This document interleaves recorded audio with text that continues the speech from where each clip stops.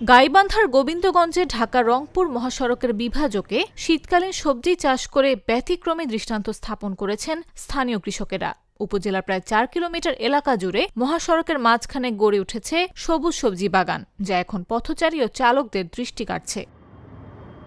এই বিভাজকে সিম, লাউ, করল্লা, বেগুন, পেঁয়াজ, পেঁপে, মূলা, পালং শাক, লাল শাক, ধনেপাতা ও মরিচসহ নানা জাতের সবজি চাষ করা হয়েছে।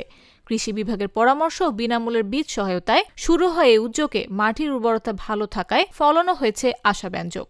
ফলে কৃষকদের আয় বাড়ার পাশাপাশি স্থানীয় মানুষদের জন্য নিশ্চিত হচ্ছে টাটকা সবজির যোগান।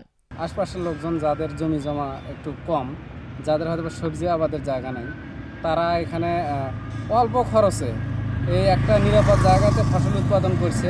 একদিকে সৌন্দর্য বৃদ্ধি করছে, পাশাপাশি এই ফসল উৎপাদনের মাধ্যমে এখানে পারিবারিক চাহিদা মিটিয়ে তার প্রতিবেশীকেও দিতে পারছে এবং উৎপাদিত যে অতিরিক্ত ফসল, এই ফসলটুকু তারা বিক্রি করে পারিবারিকভাবে তারা লাভবান হচ্ছে। এই ডিভাইডারে লাউ, মরিচ, পেঁয়াজ, রসুন এবং লাল শাক, পালং শাক সহ সব ধরনের সবজি চাষ হচ্ছে। সরেজমিনে দেখা যায় একসময় ময়লা আবর্জনায় ভরা সড়কের আইল্যান্ডগুলো এখন রং বেরঙের শাকসবজিতে ভরে উঠেছে। এতে যেমন সড়কের সৌন্দর্য বেড়েছে, তেমনি তৈরি হয়েছে বাড়তি কর্মসংস্থানের সুযোগ। চাহিদা মেটানোর জন্য আমরা এই সবজি এখানে আবাদ করছি। এখানে কেউ কেউ আমার কোনো বাধা দেয়নি। আমরা এই হিসেবে এখানে করতেছি।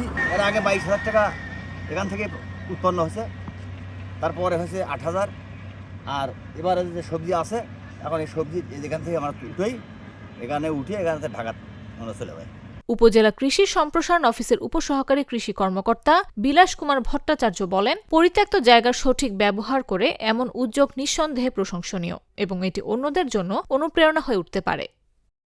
শাকসবজি থেকে মশলা জাতীয় ফসল এবং লতা জাতীয় ফসল চাষাবাদ করতেছি।